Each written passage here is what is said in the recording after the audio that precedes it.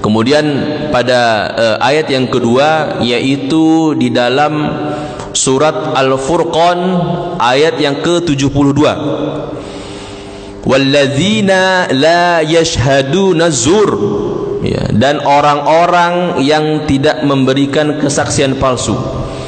Ya, jadi pada ayat yang kedua ini dilarang untuk menghadiri pertemuan-pertemuan yang di situ terdapat banyak yang namanya perbuatan buruk.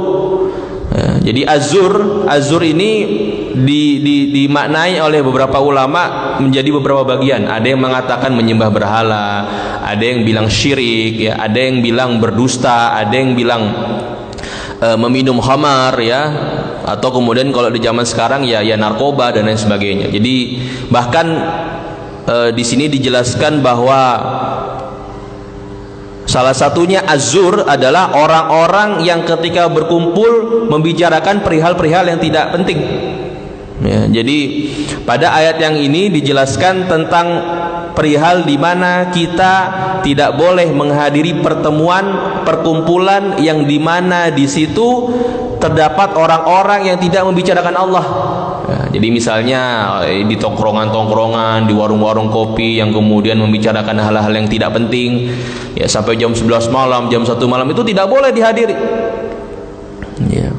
Wa iza marru bil lagwi marru kirama, dan apabila mereka bertemu dengan yang mengerjakan perbuatan-perbuatan itu, maka berlalulah kamu dengan menjaga kehormatan dirimu.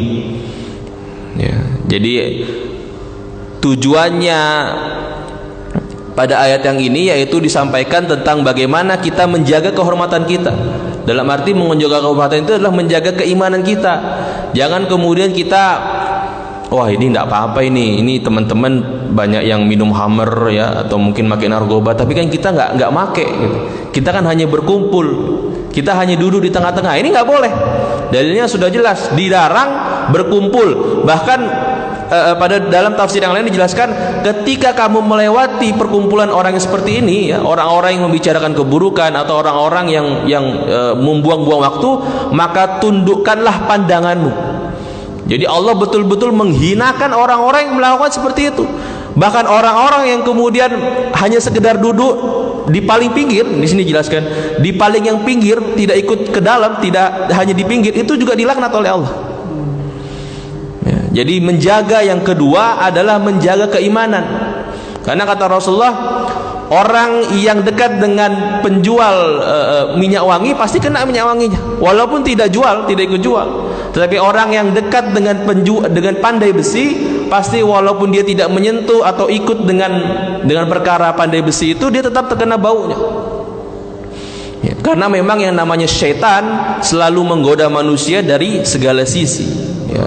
Bahkan di sini dijelaskan dilarang menghadiri perbuatan-perbuatan itu apabila kebetulan melewati tempat yang melakukan perbuatan, maka jangan kotori dirimu dengan menyaksikan mereka. Jadi walaupun dari jauh kita melihat itu tidak boleh. Ya, jadi memang betul-betul yang namanya keimanan ini dijaga oleh Allah, karena banyak sekali ayat-ayat kauniyah, ayat-ayat di lapangan di mana orang-orang yang dulu mungkin beriman, dulu rajin ke masjid, dulu rajin qiyamul lail, kemudian ketika dia berpindah ke suatu daerah, berpindah rumahnya, berkumpul dengan lingkungan di situ, ya, mungkin sekedar cangkruan, kopi, ya, main gaplek dan lain sebagainya, walaupun tidak secara langsung melakukan perbuatan-perbuatan yang haram, tetapi kemudian secara tidak langsung menjauhkan dia dari kenikmatan yang namanya beribadah. Karena orang-orang yang senang dengan melakukan perbuatan itu, ya, kita tidak membicarakan perbuatan buruk yang jelas-jelas haram, perbuatan yang membuang-buang waktu saja, maka kata Allah akan menurunkan kadar kenikmatan dalam beribadah. Jadi kalau saat ini kita beribadah, kita sholat subuh, kita qiyamul lail, tapi kok rasanya biasa saja gitu, ya, tidak ada rasa kenikmatan, maka tengoklah apa yang kita lakukan dari pagi sampai sore. Kalau dari pagi sampai sore ketika di dalam pekerjaan kita membicarakan orang lain, gosip, ya, kemudian melakukan mungkin menjelekkan orang lain, ya, maka bisa jadi perkara-perkara itu yang membuat kita menurun yang namanya kadar kenikmatan kepada Allah. Karena orang yang sholat itu adalah nikmat, orang yang qiyamul itu nikmat, bahkan orang yang zikir ketika setelah sholat itu nikmatnya Masya Allah. Tetapi ketika berkurang ini yang namanya kenikmatan, karena kenikmatan ini bukan sesuatu yang kita dapatkan, tetapi sesuatu sebagai sinyal yang diberikan oleh Allah. Nah ini loh, kamu aku ridhoi karena perbuatanmu yang sebelumnya. Jadi ibadah itu adalah hasil. Sebabnya apa? Ya sebelumnya.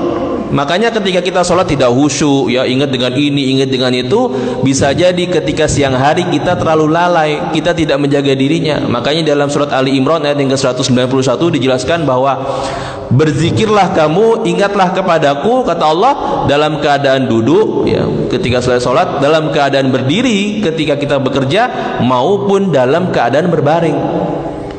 Karena tujuannya itu adalah untuk menjaga kita dari hal-hal yang namanya gangguan syaitan, ya.